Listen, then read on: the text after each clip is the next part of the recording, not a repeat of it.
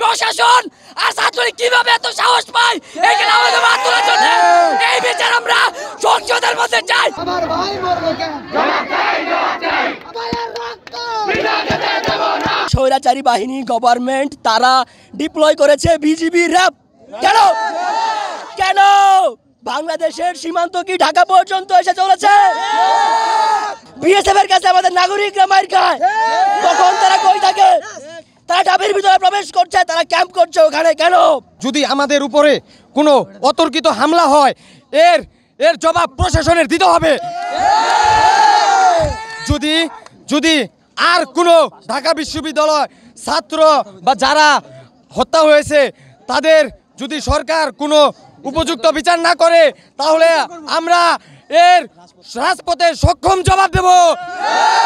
গাজীপুরের বেশ কয়েকটি পয়েন্টে বৈষম্য বিরোধী ছাত্র আন্দোলনের নেতারা তারা জড়ো হয়েছেন এবং রাস্তাঘাট অচল বলা যায়। বেশ কয়েকটি পয়েন্টের মধ্যে গাজীপুরের শ্রীপুর উপজেলার ঢাকা ময়মনসিংহ মহাসড়ক তারা অবরোধ করে রেখেছে, এখানে যান চলাচল বন্ধ রয়েছে। তাছাড়া গাজীপুরের শিববাড়ি মোড়, ঢাকা প্রকৌশল ও প্রযুক্তি বিশ্ববিদ্যালয়ের মূল ফটকের সামনে তারা অবস্থান নিয়েছে। তাছাড়াও উত্তরবঙ্গগামী যে রেলপথ সেখানে কিন্তু বুরুলিয়া এলাকায় তারা রেলপথ বন্ধ করে অবস্থান নিয়েছেন।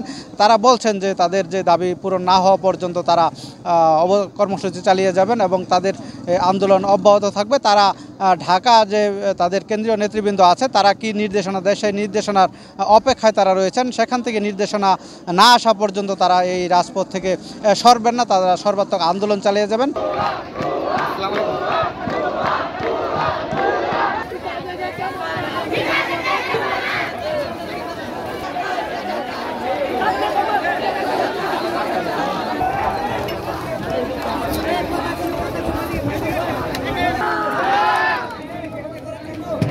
আমাদের